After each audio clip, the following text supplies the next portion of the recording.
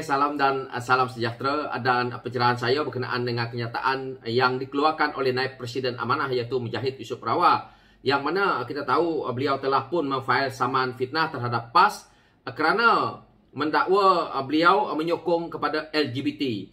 Dan apa yang saya lihat daripada kenyataan yang dikeluarkan oleh Datuk Seri Mujahid berkenaan dengan isu ini, Mujahid juga menamakan Taiquddin Hassan selaku Setiausaha Agung PAS sebagai defendant. Jadi dalam isu ini Datuk Seri Mujahid juga membuat pernyataan tuntutannya yang mana beliau mendakwa Taiquddin dan PAS dengan niat jahat memuat naik hantaran untuk menjejaskan maruahnya. Dan apa yang saya lihat dari pernyataan media ini juga, Datuk Seri Mujahid juga mendakwa hantaran itu memfitnahnya kerana dia tidak pernah menyuarakan sembarang sokongan berkaitan dengan golongan LGBT. Dan saya harap Datuk Seri Mujahid, saman PAS dan juga Datuk Seri Taiquddin ini berpuluh-puluh juta biar menjadi pengajaran kepada pemimpin PAS dan walaon-walaon yang suka menebar fitnah. Ini adalah satu yang tidak baik pada saya. Kita tahu negara kita ini berbilang kaum, walaupun agama lain-lain, tapi saya rasa ramai juga agama lain pun tidak akan bersetuju dengan LGBT ini. Jadi kenapa PAS mainkan isu ini? Jadi ini adalah yang dimainkan untuk melonjakkan sentimen perkauman dan agama. Jadi saya harap jangan lepaskan mereka-mereka ini. Kalau tidak, mereka terus saja dengan menabuh fitnah, yang mana apabila mereka berada dalam kerajaan, mereka sendiri tidak menyuarakan apa-apa pandangan pun tentang LGBT, tentang yang sebelum-sebelum ini kita dengar isu adib lah, isu arak lah, isu pramugari kena pakai tudung lah, semuanya tak ada. PAS duduk dalam kerajaan 33 bulan sunyi sepi. Tetapi hari ini PAS cuba untuk bertindak sebagai hero apabila menjadi pembangkang. Ini kan pelik. Jadi inilah sikap pemimpin PAS yang mana betul lah juga seperti mana yang dikatakan oleh pemimpin utama mereka apabila mengatakan bahawa penipu, pencuri, pembohong semuanya ada hari ini dalam kenyataannya. Maka inilah caranya PAS. Jadi saya harap tindakan segera supaya mereka sedar. Dan apa yang saya lihat daripada kenyataan Datuk Seri Mujahid juga, ketika menjadi menteri, dia tidak pernah menghalang pihak berkuasa daripada mengambil tindakan daripada aktivis LGBT atau kalangan yang terlibat dengan kegiatan LGBT. Jadi hujahnya yang dikeluarkan oleh Datuk Seri Mujahid adalah tepat, yang mana apabila beliau tidak pernah menghalang, bermaksud kalau memang betul berlaku maka ada tindakan dan sepatutnya PAS tidak payah mempertikaikan kerja orang lain. Karena pemimpin PAS berada dalam kerajaan, dilihat oleh rakyat, tidak buat apa-apa. Kerajaan 3 bulan yang mana PAS berada di dalamnya, pemimpin PAS tidak melakukan apa-apa reform ataupun sesuatu yang terbaik untuk rakyat. Yang kita tahu, pemimpin PAS duduk dalam tu menjadi menteri, belagak, makan gaji buta. Begitu juga dengan Presiden PAS yang awalnya apabila ditanya oleh rakyat, Duta Khas bertaraf menteri apa fungsi dia, dia kata untuk menarik pelabur. Sampai habis penggal pun kita tak nampak mana ada kelibat pelabur yang pemimpin PAS ini bawa. Siapa dia duta-duta yang pemimpin PAS ini pergi melawat.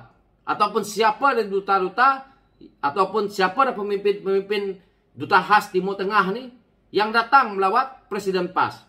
Inilah pembohongan mereka untuk periuk nasi mereka sendiri. Jadi, apa yang saya lihat di sini, apa yang dikatakan oleh Datuk Seri Mujahid berkenaan dengan isu ini, yang mana beliau mengatakan bahawa menerusi urit saman yang difailkan, Datuk Seri Mujahid memohon mahkamah mengarahkan Taiquddin atau PAS membuat permohonan maaf secara terbuka dan disiarkan dalam akhbar Harian Bahasa Malaysia serta laman Facebook parti itu dalam tempoh 14 hari selepas mahkamah membuat keputusan. Dia juga memohon mahkamah mengarahkan mereka memadam kenyataan yang didakwa fitnah itu serta gambarnya yang dalam hantaran Facebook serta mengeluarkan instruksi untuk menghalang mereka daripada mengulangi kenyataan tersebut.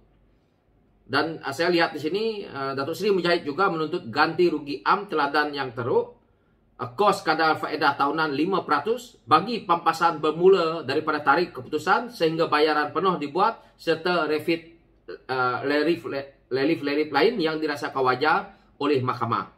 Jadi saya harap lepas ini jika ada pemimpin PAS yang mengeluarkan kenyataan yang memfitnah, maka kita ambil tindakan segera biar menjadi pengejaran. Sampai ke walaonnya pun kita kena ajar. Kerana perkara ini sudah pun kita lihat membara.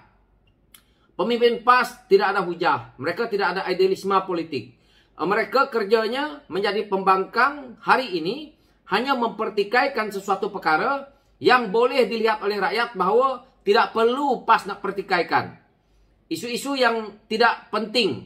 Yang mana contohnya kerajaan hari ini dilanda masalah isu ayam dan juga isu telur.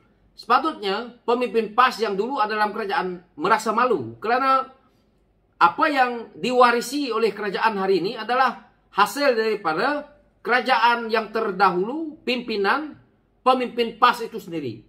Yang mana juga kita tahu bahawa hutang negara hari ini sudah pun menjangkau 1.2 trilion. Dan akhirnya jika dicampur gedebak-gedebuk itu ini, seperti mana yang dikatakan oleh yang amat berhormat Perdana Menteri kita, dia boleh mencecah sehingga 1.5 trilion. Daripada mana hutang ini terjadinya begitu banyak? Adalah disebabkan oleh kerajaan pintu belakang apabila mereka begitu rakus dalam membelanjakan duit rakyat. Jika kerajaan pintu belakang pimpinan PAS Bersatu ini betul untuk tidak mengamalkan rasuah, betul untuk tidak melakukan ketirisan, kenapa lonjakan hutang ini begitu besar?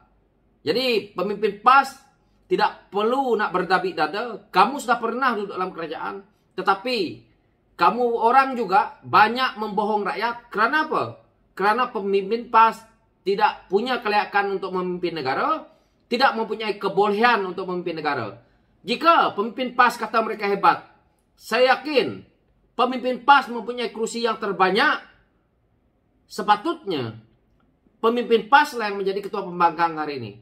Yang kita lihat, Presiden PAS kalau membuat tulisan, kalau bercakap di media, nomor satu hebatnya, putar alamnya.